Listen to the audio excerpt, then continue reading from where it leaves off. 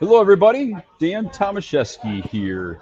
Hope everybody's having a great day. I have a special guest. I've got Mike Anderson with Easy DMARC.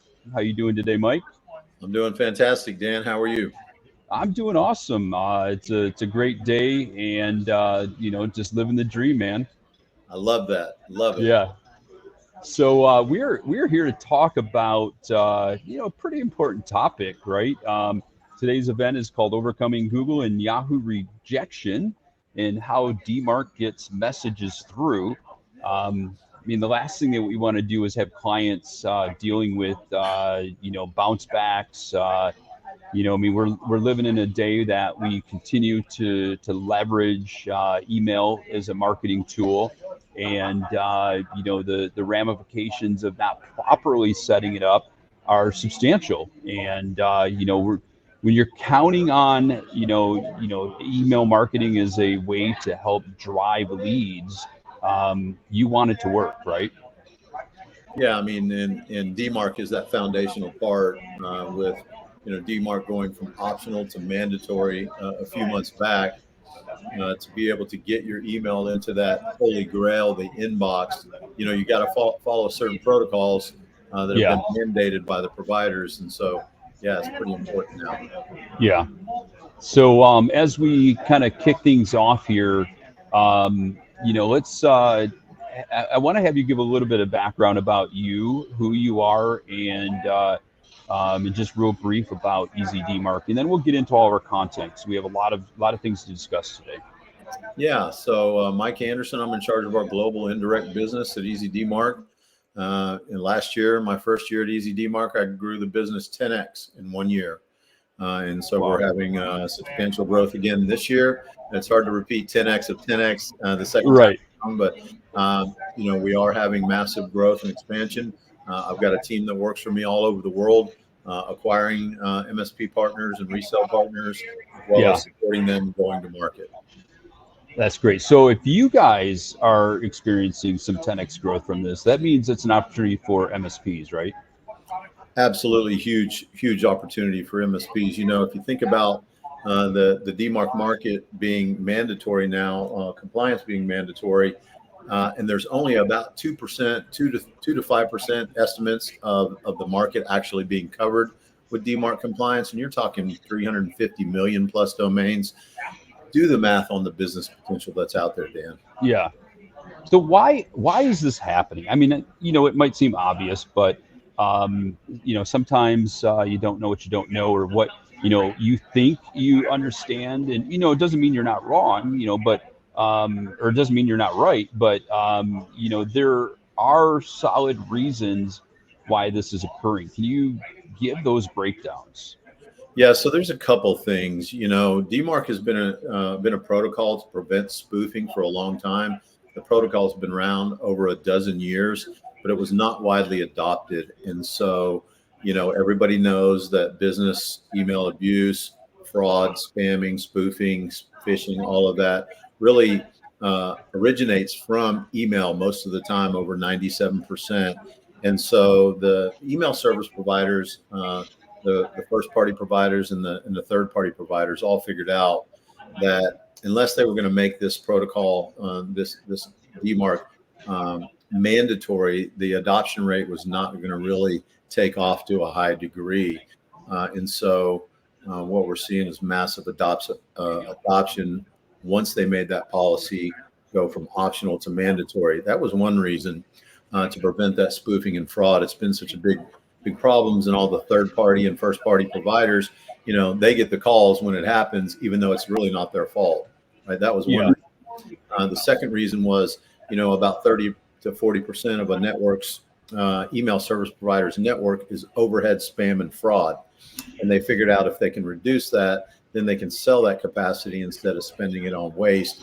So they have a financial incentive to do this also. Okay. So if someone doesn't have DMARC properly set up, besides first and foremost email deliverability issues, what are some other ramifications? Yeah, deliverability issues, are very important. When you're talking about, invoicing, email marketing, just common messaging, that's important enough. But more importantly is somebody can spoof your domain and start sending messages that look like they're coming from your firm or your company and Yeah. carry a message that can be very damaging to the recipient, including fraud, theft, viruses, all kinds of just nasty results. Okay. And you know, as far as responsibility, is this the client's responsibility? Is it the MSP's responsibility? I think I know what that answer is, but I just wanted to ask you and just hear it from your perspective. Well, if I'm a business owner, I'm going to try to manage my risk, right? And so Yeah. since I can't do it all myself, what do? I hire for competency, and part of that hiring process for competency is to get accounting and IT support and some other Yeah. functions. Well, within the MSP community, they're hiring you for your competency to keep them protected, to tell them what they don't know, and so if a business gets they get hit with fraud and some deliverability and business compromise issues, Yeah. the first place they're going to look to is the MSP. You're going to get that dreaded call you never want to get. Yeah. And we as MSPs, you know, from day one, I mean, we've always said that, we're here to provide proactive technology support, not reactionary. And, we need to be ahead of the curve. We need to be, our clients, they think we have their back and we should have their back. And are you seeing out there, situations where someone's, maybe experiencing these issues and they're doing research and they find somebody online, even though they already have an MSP, and they're reaching out to a third party and, not thinking about, oh, maybe I should be reaching out to my MSP. And obviously there's some negative, implications to that. Yeah, if you're an MSP, you never want another IT service provider to get a foothold in your customer's business, because we all know what can happen from there. Once they land on that, then they can start hopping around and taking market share from you and other categories from you. So this is in terms of a new service offering that needs to be integrated into your stack. This is really a non-negotiable. Yeah. And, even though a lot of these, a lot of these changes have already put in place, um, it doesn't mean that the opportunities are gone, right? I mean, Yeah, the opportunity is massive. Like I mentioned before, less than 5% of the market is DMARC compliant. We just got off an analyst call just a very short while ago, and they just fed us some just amazing statistics. And I have to say, they're completely fired up about Easy DMARC. They look at us as the market leader, especially in the MSP space, for the service providers because of our overall program. But one of yeah, the things they said is the greenfield opportunity is just virtually untapped for us selling to the MSPs and to the MSPs selling to the end market. I mean, you're talking about hundreds of millions of domains that are up for play. That yeah, in a global business, I mean, you can solve for DMARC, in Toledo, Ohio, over in you know Paris, France, if you want. I mean, you can provide that service anywhere in the world. yeah, yeah. That's a great point. And so I want to go back to that 5% though.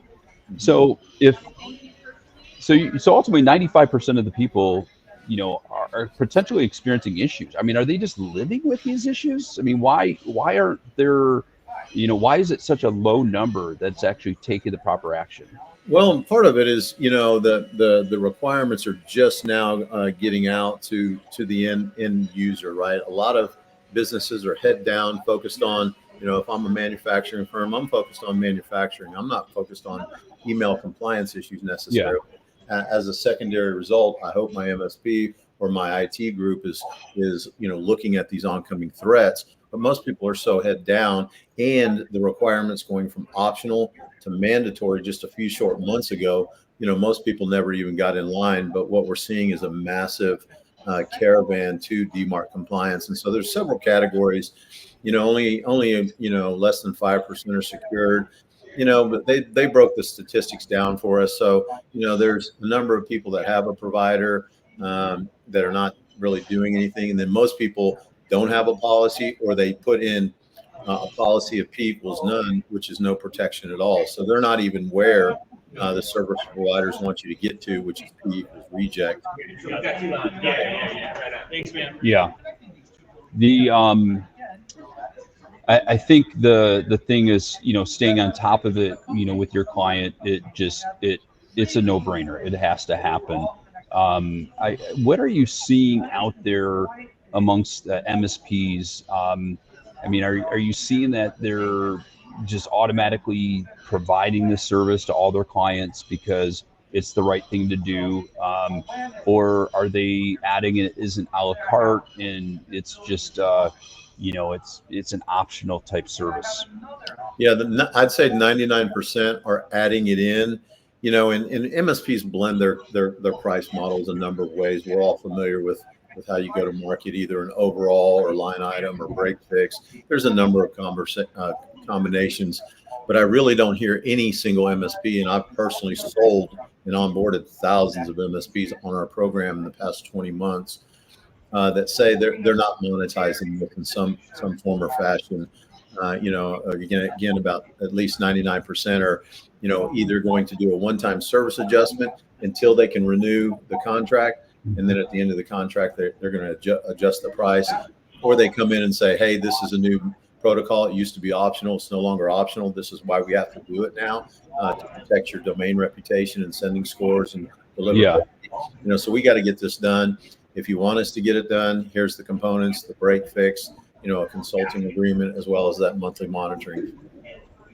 So first and foremost, the step is to, address this for all of your managed clients, right? And then you can take a look at, clients that fall outside of that, whether it be break fix or more importantly, to be able to drive new business opportunity for foot in the door, start seeking out others. Yeah, that's the good part about this. The wins are at our back, right? We didn't create this standard. This is not optional anymore, right? It used to be optional for so many years, so it was kind of nice to have. And if you really think about it, it was an additional layer of cybersecurity protection. That should have been job number one anyway. They should have done it just on general principle for that. But they haven't. But now when they figure out their emails aren't getting through, boy, it sure moves to the top of the stack of requirements very quickly with these end customers. Yeah. And what are ways to do those assessments to be able to identify where there are problems? Yeah, so part of our platform comes with what we call a domain scanner, and what it'll do is it'll scan the customer's domain and produce a risk assessment that is exportable to the customer, and it'll have multiple categories: red, yellow, green, and an overall scoring system with a description on the risk assessment, so that the MSP can really just plug in domains in their service area and look for those high risk potential clients, and then just export that report, mark it to the prospect, and we really give you all the tools to do that. Are there certain marketing tools that that you have available to help drum up some of that business? Yeah, the domain scanner, number one, and then we actually have a complete marketing and sales enablement program that comes with our package. So once you become a customer, you're going to get access to a large marketing portal that will help you sell the value of it. And, to be honest with you, Dan, if a company says, well, what is this DMARC? And they Google, do I need DMARC, which I just did the other day. I got 2.9 million results that say, for a fact, yes, you do need DMARC. You need to get it as soon as possible. So the MSP is going to have, a lot of headwind, in their sales to move this forward. It's not like they have to convince the customer because this is optional. It's no longer optional. So you got a lot of momentum to close these deals. Yeah. And for our audience members out there, if you have questions, please go ahead and throw them in the chat. We'd love to answer any questions that you have.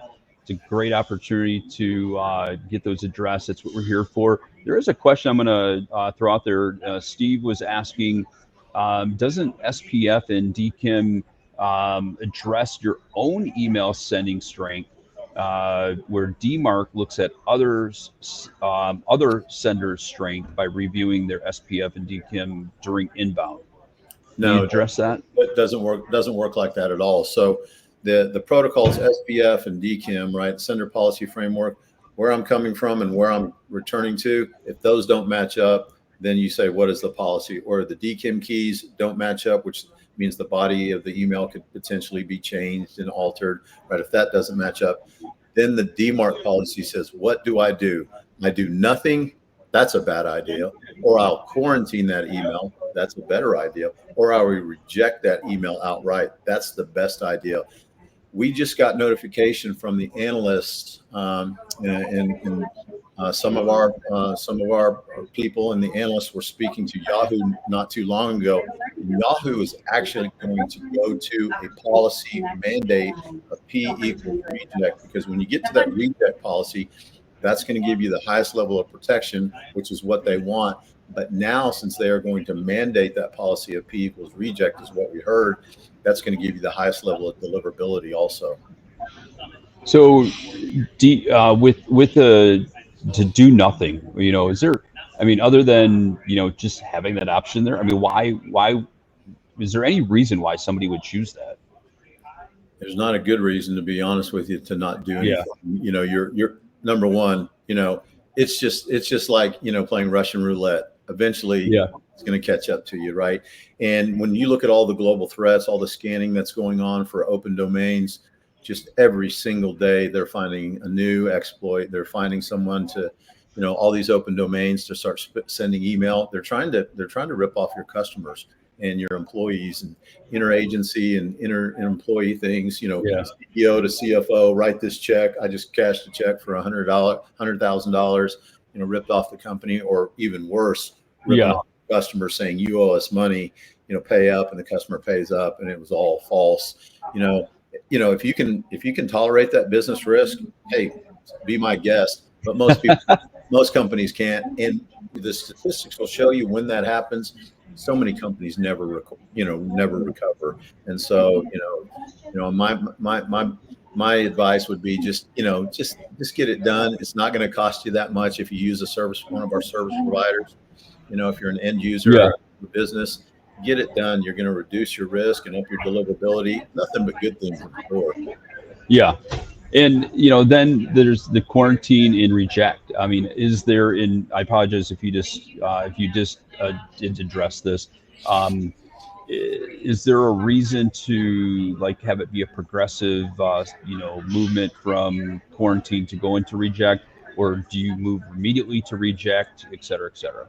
Yeah, so there's been some debate recently about going straight from nothing to reject. But this is a process, so you have to have all of your sending sources aligned completely before you move your policy from nothing to over quarantine to reject. Typically, it's going to be a process from nothing to quarantine to reject, so that you can have a little leeway in there if you left out a source and you don't want to immediately start rejecting it.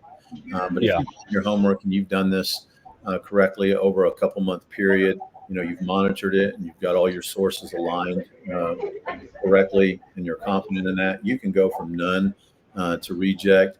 Most of the time though, it's going to go from nothing to quarantine. Make sure you caught everything, so that if a legitimate source is not configured correctly and it just started sending maybe a company newsletter once a quarter, it wasn't the first 2 months. You want to do things like that to mitigate a little bit of the sending risk. But at the end of the day, if it's not configured correctly, it's going into spam anyway. Right. So it's not like most people are going to see it, but you can reduce your risk a little bit by creating what we call a DMARC journey, going from nothing to quarantine to reject in a linear fashion.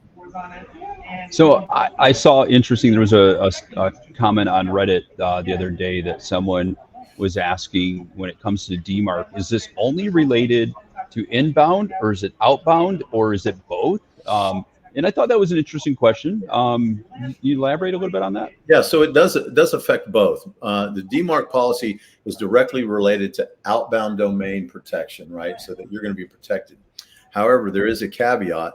When your email is coming across that network, it's going to leave from your network and hop on a new network to get to the end provider. And in that case, it might be Google, Yahoo, AOL, Microsoft, Apple. And they Yeah. look at that email and they say, okay, it is protected or it is not protected. And if it's not protected, then they're going to say, no, we're going to diminish the deliverability process. Okay. We perceive it as a threat. Yeah. DMARC was invented for inbound protection per se, right? It was invented for outbound protection, but now the email service provider networks are reading emails that are coming in. And if they're not DMARC compliant, then they're diminishing their deliverability because they're not, adhering to the new standards. Gotcha. And there is another question that came in. Carlos is asking how or does this impact Google Workspace and Office 365 mail services? All the email service providers now have pretty much mandated it. So it does impact anybody using Microsoft email or Google email. Gotcha. And so it doesn't matter. I mean, you need to put this in place, regardless. Yeah, the old days of, oh, we're just going to wait and see. As an MSP, you're really costing yourself some market share because right now it is literally a land grab to get all the domains that you can underneath your DMARC management, because you know how it is. Once you capture somebody, if you're doing a good job, it's hard to take business from somebody else, right? And now, as an IT operator, the last thing you want to do is let some other MSP get a foothold in your business. Is there any reason why you want to, if you're just going to add this into your stack and, it's not like you're going to, have an increase because, if we're doing things right, we have enough margin in available so that we can add in new tool sets because, although cliche, what worked yesterday isn't necessarily what's going to work today and tomorrow. And so we have to continually to stay on top of things and be ahead of the curve. Is there any reason why you wouldn't want to just across the board implement this right away? Or does there need to be some kind of customer involvement as part of the process?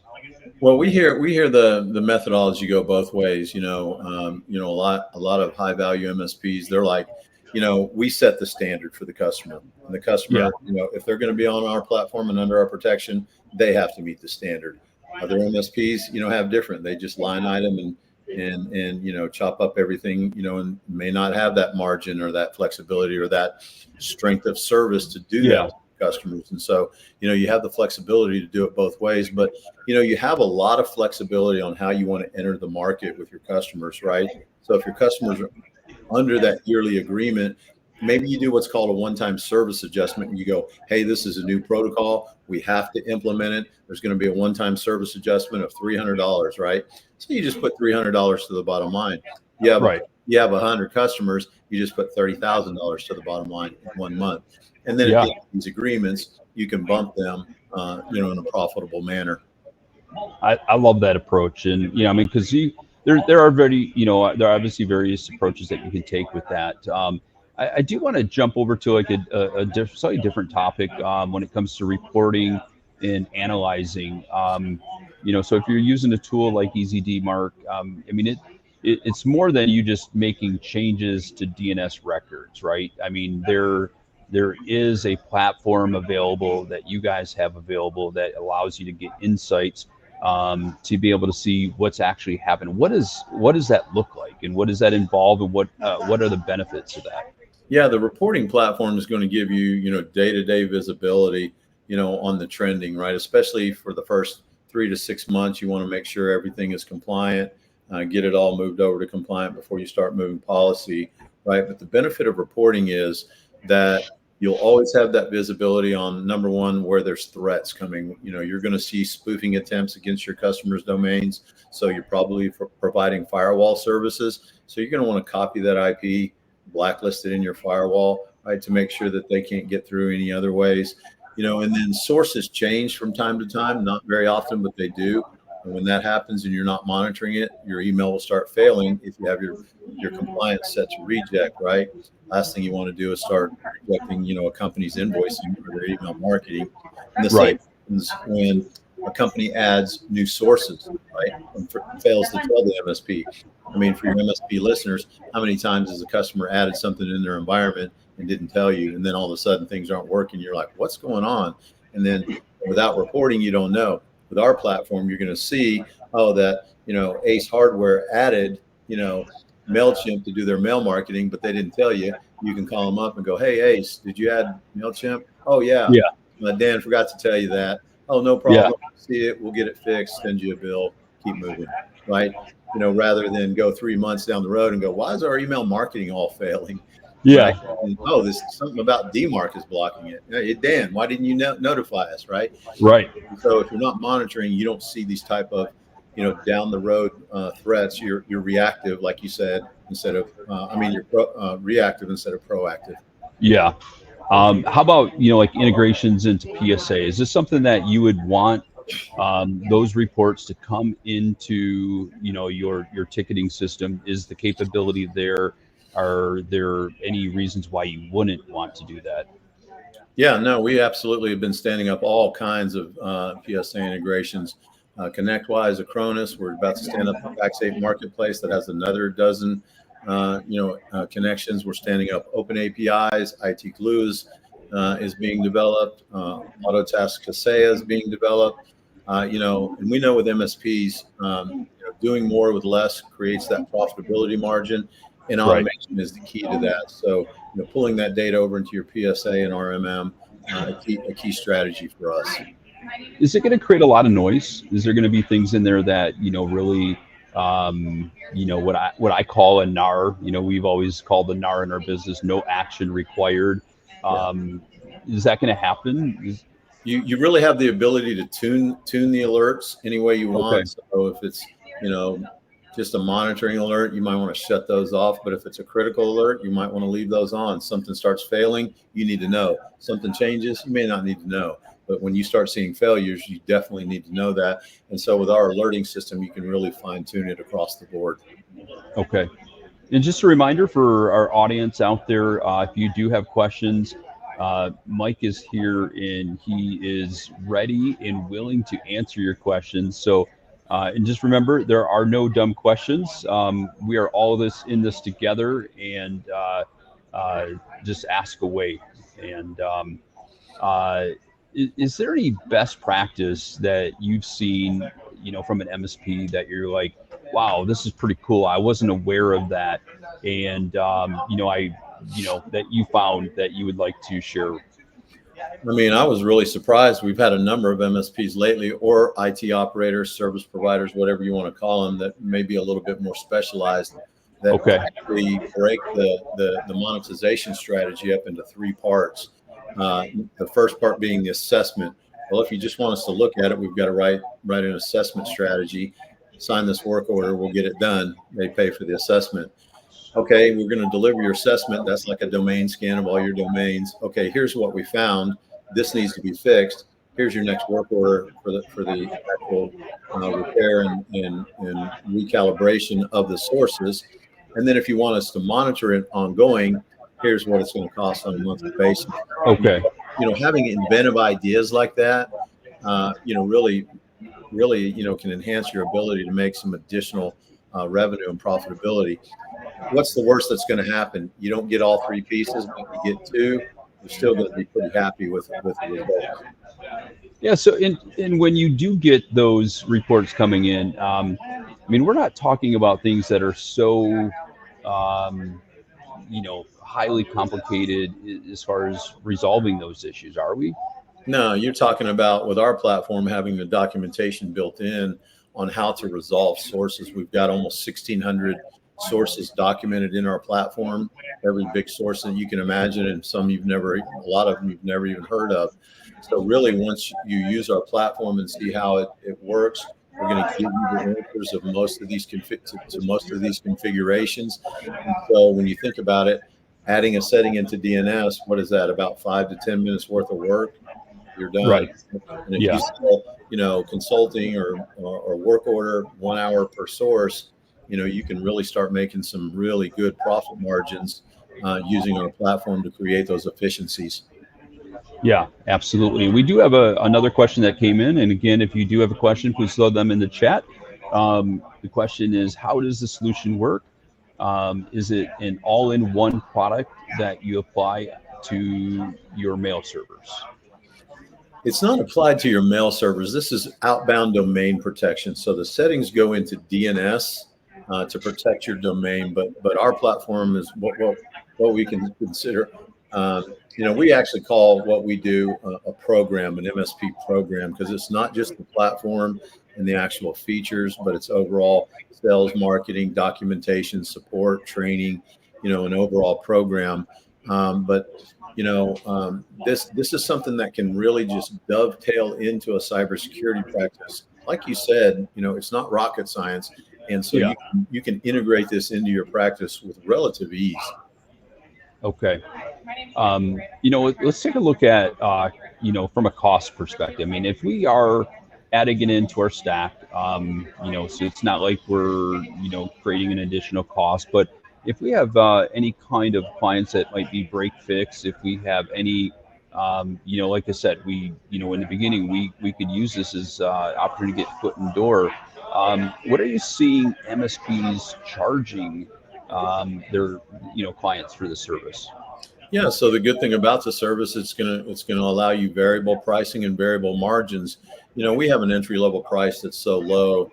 If you're charging, 20, 30, $40 a domain per month, you're going to be making, substantial profit, right? And if you want to charge the consulting for the alignment process, you're going to make substantial profit there too, right? And we're hearing traditional consulting rates, whatever it is, 100, 125, 150, whatever your traditional consulting rates are, you're still going to get this for this type of service. And we all know how this is, right? Part of being an MSP and an IT operator is you got to have you play multiple roles, and one's going to be, the Yeah. chief of sales. And so sometimes you got to put your sales hat on and go make it happen. I mean, are you talking about, a donut shop with razor thin margins? You may not get $50 or $100 a domain, right? Are you talking about a high powered law firm that cannot afford to not get their invoices through for hundreds of thousands of dollars? They may pay you whatever you ask for. Yeah.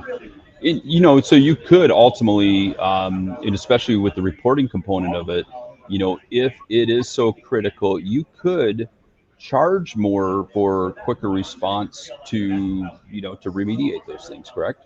Yeah, and we've actually, early on we had, when the mandates went from optional to mandatory. I mean, it was just a free for all, and we had a lot of MSPs calling us back that were like, we'll get to it, we'll let you know. All of a sudden, had their customers saying, hey, our invoice is being rejected. What are you going to do about it, right? And wanted to get our program as fast as possible to get their customer back up and their emails delivered as fast as possible. So, the one thing you don't want to get is, that call from your customer saying, our email is not going through from some DMARC thing. What are you going to do about it? Why didn't you know about it? We want to avoid those calls. So it's best to get in front of that. But if you have a customer that, a prospect, let's say that's not a customer that calls you out of the blue, that's experiencing that, you can certainly take advantage of it. Is there anything that could go wrong? I mean, I always like to look at things as, what to expect and what could go wrong. Or, when you implement this, are there any things that are a fallout from it? Yeah, some people ask all the time, like, what happens if a legitimate source gets rejected? Well, if you have it aligned already, DMARC aligned, that's not possible, right? So that's the one thing that they seem to have, that there's a risk in their mind. And this goes back to that strategy you asked about, why we would want to go from a policy of P-none to quarantine, then reject, is because you want to do it in stages to make sure if you happen to miss a source because it's only once a quarter, maybe an email newsletter only comes out once a quarter and you've made all your policy changes the first 2 months, but it doesn't come out to that third month. You want to be sure that you may be on a policy of quarantine so that the email will get through. Right. So there's risk analysis and risk mitigation behind, your policy moves in an orderly fashion to avoid those kind of things. But once this thing is set, it's just set it and monitor it. It's, there's not any big risk of any failures or, all of a sudden, everything changes. Now you might get a source change or you might get a new source added, but with the monitoring process, you'll get notification and be able to take appropriate action. So, we didn't plan for this, but you are a brilliant person that knows his product, and so I'm putting you in the hot seat here. Okay. Not that hot of a seat, so you'll do well with this one. So let's do a quick role play. Okay. I am a client, you're an MSP, and you're reaching out to an organization. And let's just pretend you got to the right decision maker. We're not talking about going through gatekeepers. We won't go to that level. But ring, ring, ring. You're calling me, and hi, Mike. How can I help you today? Yeah, Dan, Mike Anderson of Everything MSP. I'm just going to take just one brief minute to explain why I'm calling. I'm not going to take long. We are what is called a managed service provider, and we have what's called specifically a DMARC services practice. Now, you may not be aware of what DMARC is, and I'm going to cut this very short. DMARC is a protocol to protect your domains, and it also allows your emails to be delivered efficiently. And so we have a capability to scan local businesses in the area, and we just happened to scan your domain as one of many domains. And we came back and we found a risk assessment. And I'd like to send that to you to have you take a look at it. And the only reason I'm reaching out is your risk assessment came back and there's some flashing red lights on it. Want you to take a look, whether you use us or not to help you fix the problem. I thought you should know about it. Let me email it over to you and take a look at it. If you think it's worth a conversation, let's have that discussion.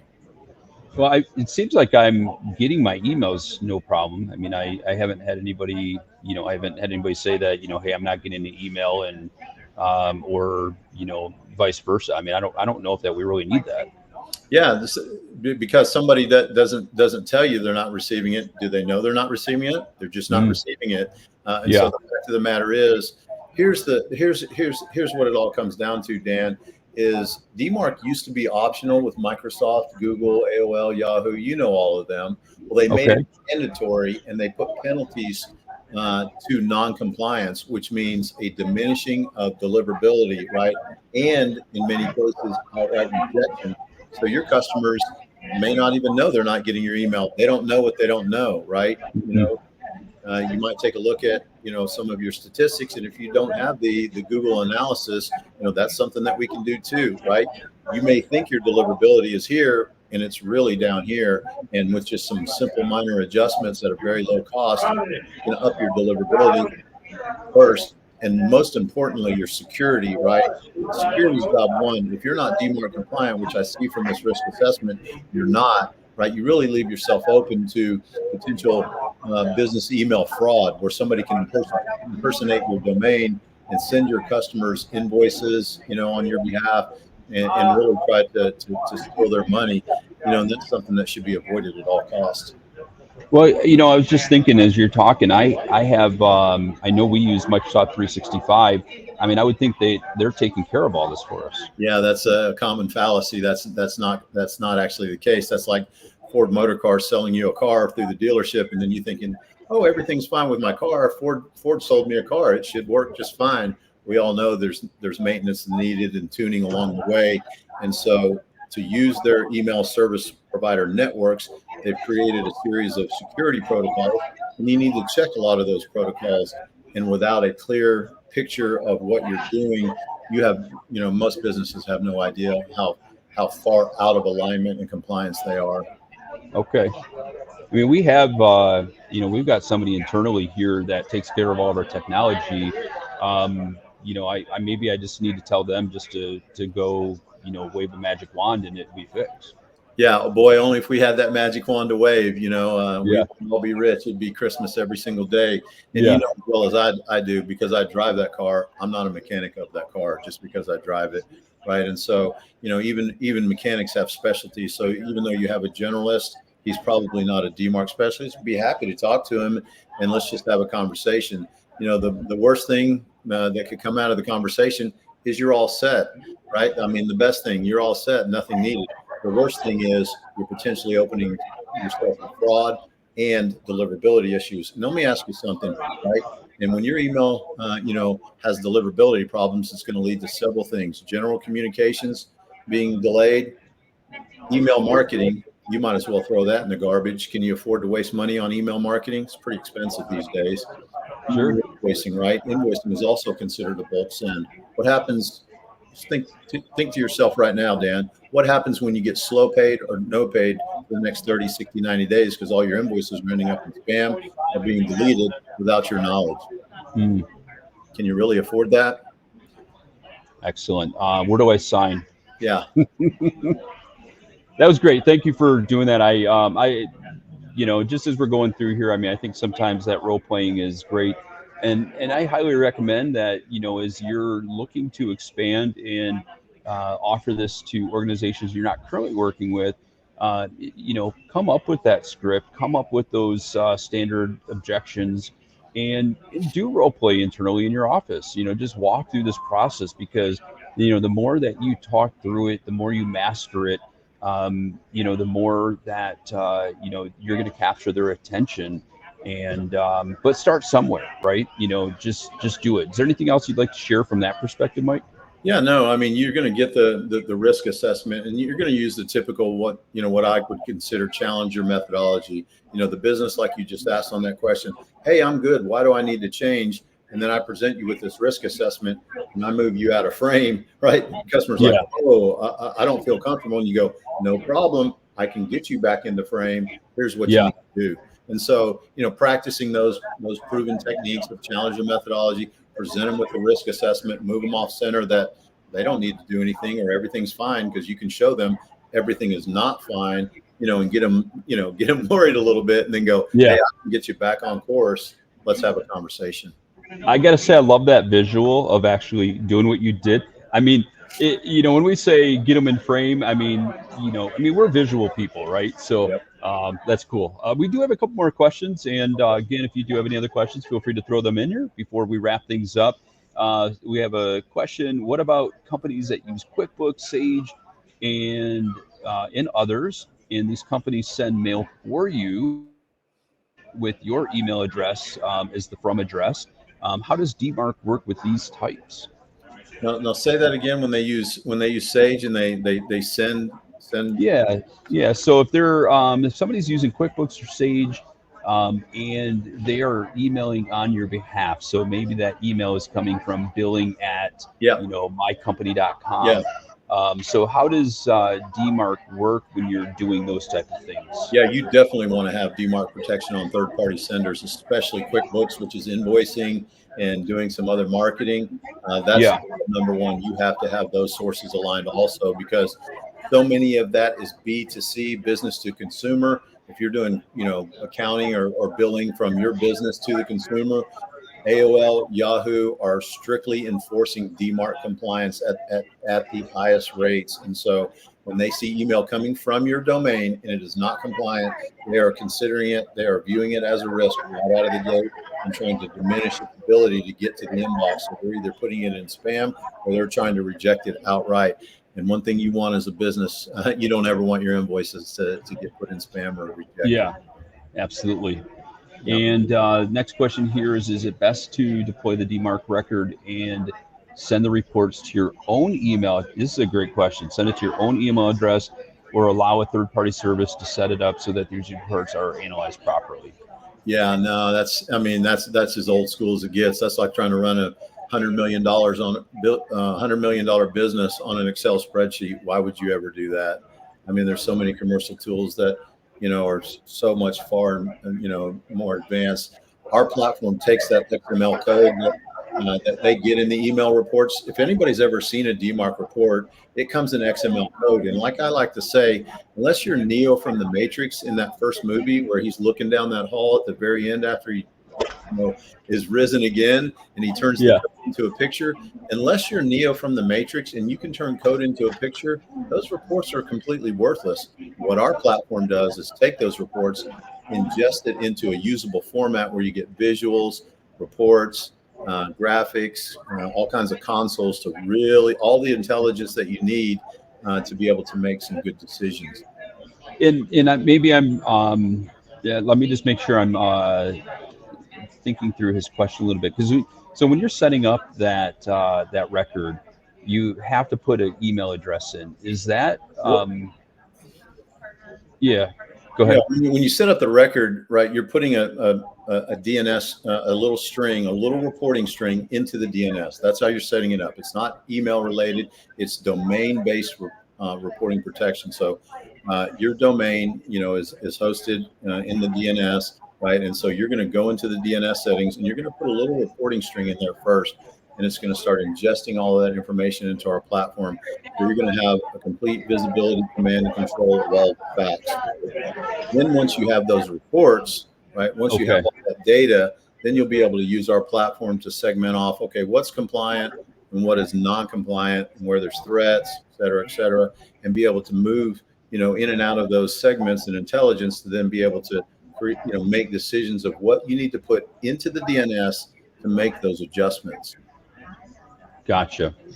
And so that's where you're talking about, old school, new school.